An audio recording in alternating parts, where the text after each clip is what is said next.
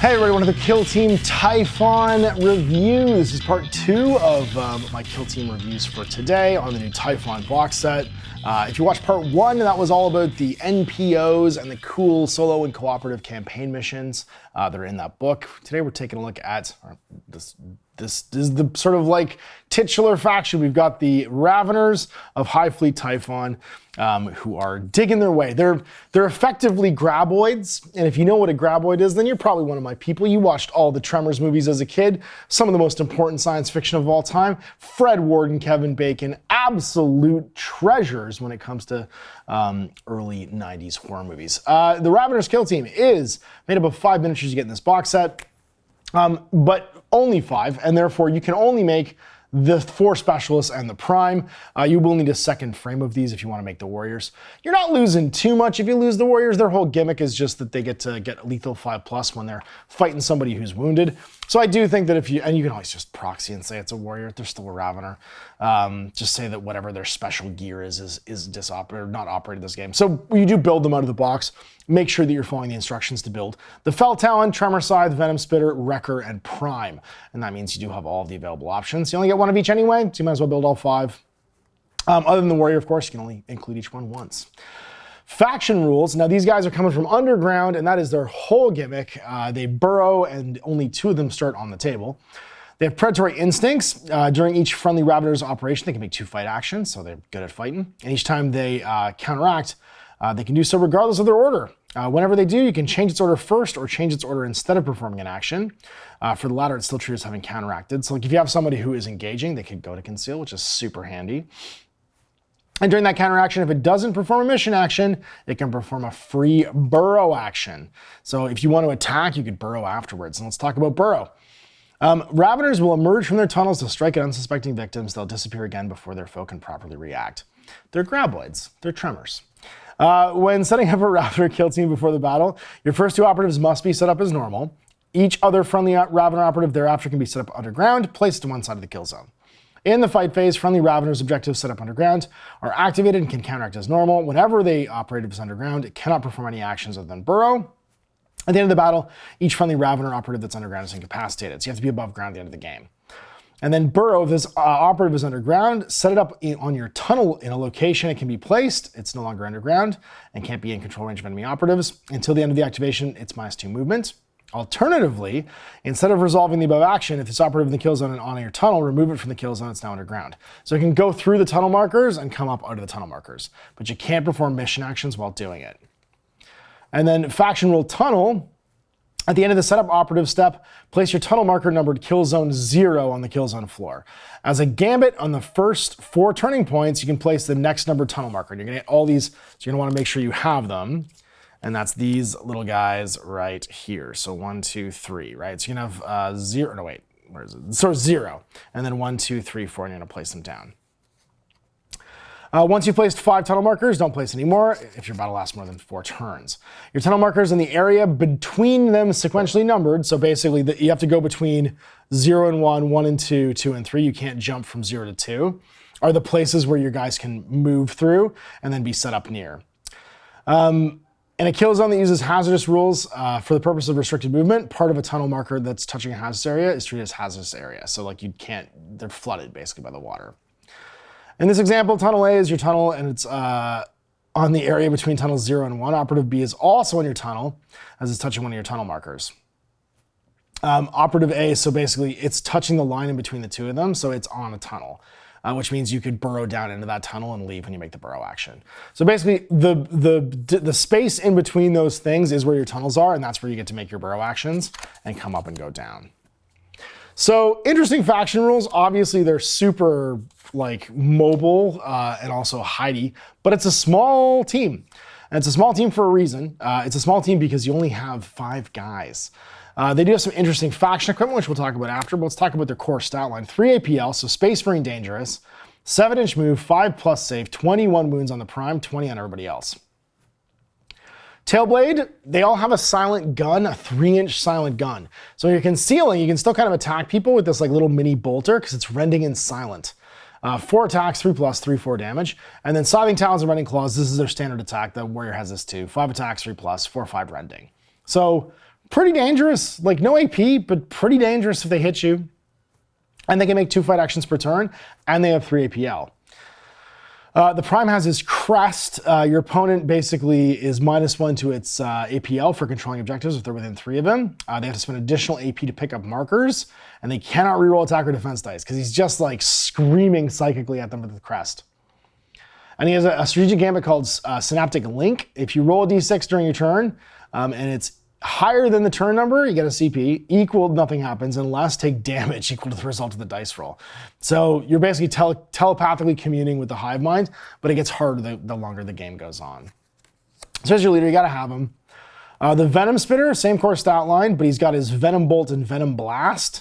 So it's an 8-inch range blast to poison attack, and poison is if in the resolve attack dice step, if you inflict any crits, the operative of this weapon is being used against gains 1 of your poison tokens. If it doesn't already have one. Whenever an operative has 1 of your poison tokens and it's activated, it takes D3 damage. So you just start to melt them with the poison.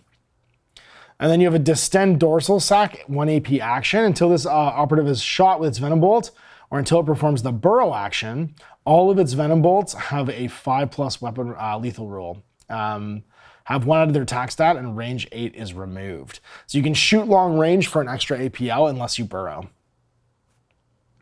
Or then after you shoot, it goes away. So basically, like, you inflate the stack and overcharge it for an APL, and then you blast out.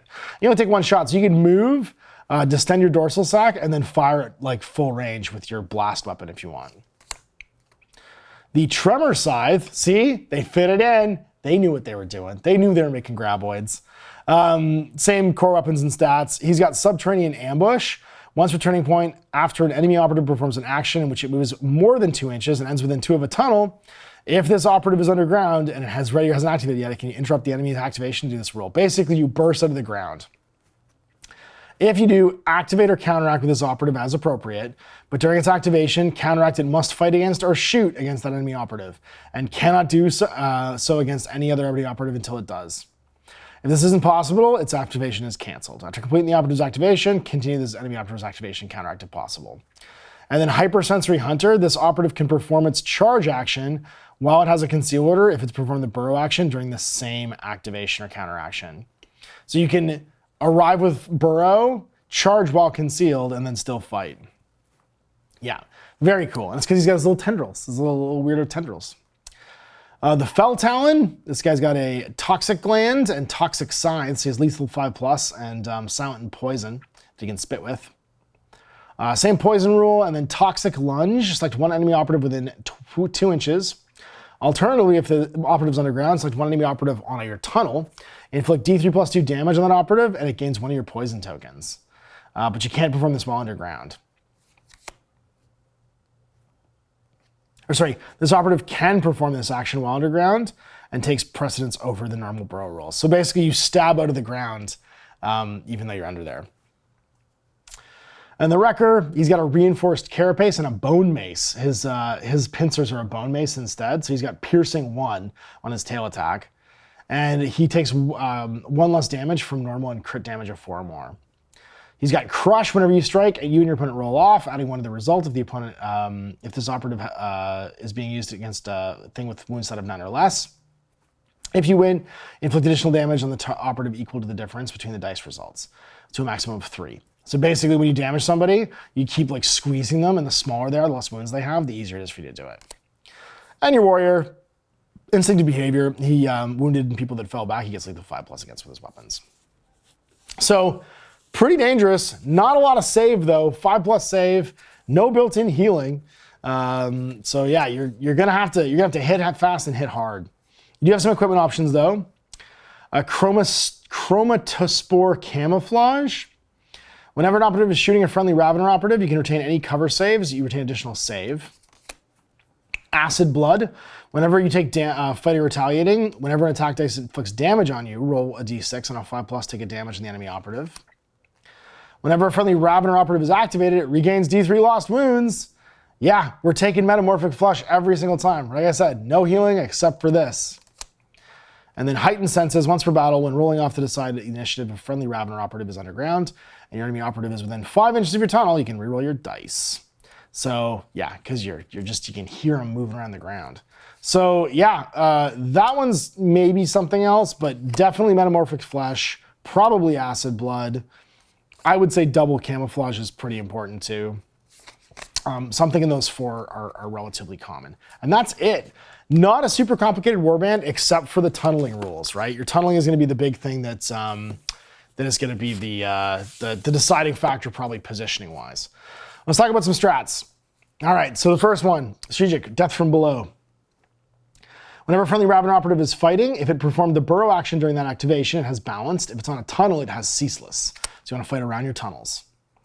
Whipcord emergence, if that friendly operative, whenever an operative is shooting a friendly operative, if that friendly operative has performed the burrow action during the turning point, you can reroll one of your defense dice. If that friendly operative is on your tunnel, you can roll all of your defense dice. Your tunnel becomes even more important to stay near. Writhe out of sight, select one friendly Ravener operative. That friendly operative can immediately perform a free burrow action. If it's within 2 inches of the tunnel, it can immediately perform a free fallback or reposition action before it does so. So basically you just disappear back into the tunnels. And then Tunnel Lurker, whenever a friendly Ravener operative is on your tunnel and it's in cover, unless it's within 2 inches of an active operative. So you're always in cover near the tunnel. Treat this as cover provided by light terrain, so it goes away from seek. So again, all your strategies are about being near these tunnels, and that's going to make up for you. You're getting lots of cover dice. It's going to make up for the fact that you only have a 5+ save. Firefight Ploy, Slithering Evasion. Uses Firefight Ploy during a friendly Ravener operative's activation or counteraction. During that action and counteraction, that operative can perform a fallback action for less than 1 AP, perform a charge action while within control of an enemy operative, and can leave their control range to do so. So that one's cool. You get to move away. Firefight Ploy, Subterranean Horror. Uses Firefight Ploy when an enemy operative is performing the fight action and selects a friendly Ravener operative on your tunnel to fight against. In the resolve attack dice step of the sequence, you resolve your attack dice first because you're underground.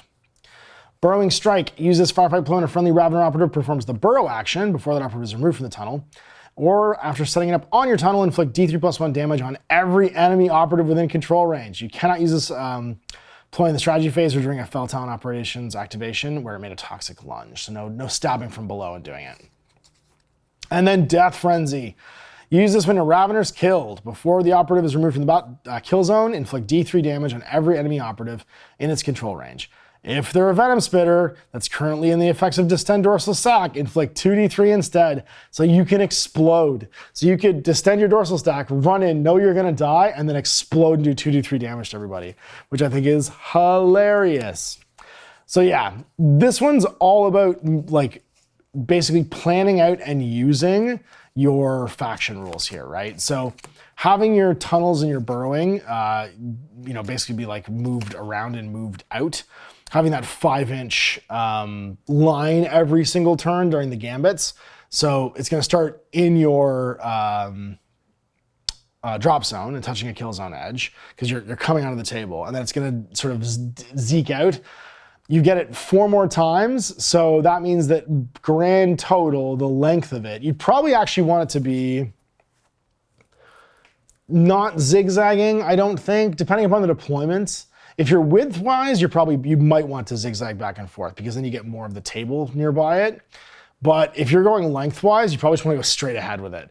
And then by the end of the game, you have 20 inches of tunnel basically that you can fight around. You can also steer it towards the enemy when you're fighting. But everything is dependent upon that tunnel. And you're drawing so many advantages like the cover, the ability to fight while still underground and all that from it. It's pretty key, I think, that you take advantage of the tunnel system overall. You can't, your stats, your core stat block isn't what's going to win it for you. It's going to be how cagey you were in moving that stuff. So interesting team. I'm excited to paint them up and play with them. This will be my next team painted because it's going to be also the NPOs for me playing through the TYPHON campaign. So check out the next one on the Mechanica stuff, and that will be our last review video for this today. So thanks for watching. Thanks for workshopping this longer review. Thanks, Alan Ash.